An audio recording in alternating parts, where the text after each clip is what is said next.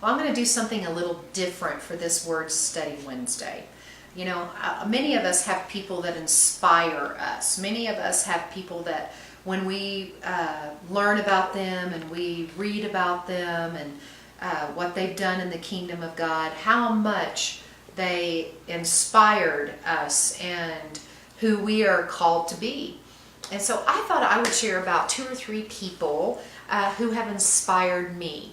You know, one woman in particular that I love to read about and learn about is a woman by the name of Gladys Allward. And many of you will be familiar with her name. Some of you might not be. She was a woman and had a call to China.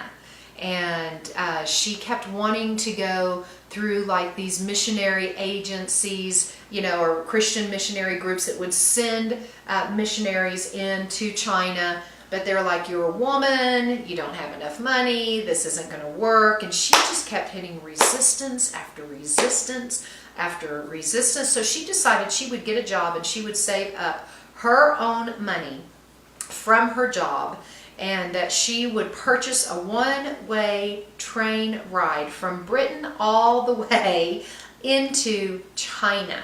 And she was going to travel by herself. So she worked for quite a long period of time, and she would go in every week and she would give money to pay for that train ticket. And finally, she had enough money for the whole journey. One-way train ride. Had to travel across nations. At one point, she was on a train by herself with Russian soldiers. She had, you know, was friends with them, was sharing with them by the end of the train ride. She gets into China, works with another missionary woman, and she becomes friends. She begins to impact this little city and region of China that she was in. She becomes friends with the leader, like what we would say like the mayor or a governor, that kind of leader, but that's our American term.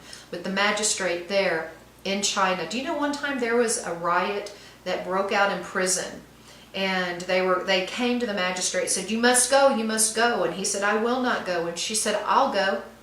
So here is this woman who loves the Lord, who walks into this prison where they're rioting and they have axes, and even the guards were being hurt, and they were outside the walls of the prison. And this brave woman with the strength of the Lord goes in, and they shut the door behind her. And she's able to get the axe out of the hand of the prisoner who is running and harming and trying to kill and injure all the other prisoners, and get them totally calmed down and speak with them. It was like the presence of the Lord came in with her.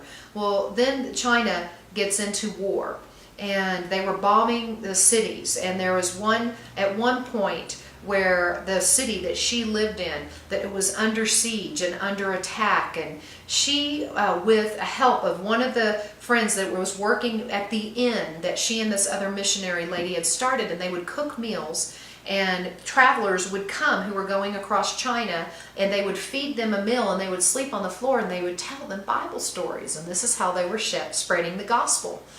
And so at this point it had become an orphanage as well, because all of these kids that had been abandoned, they started bringing these Chinese children to them.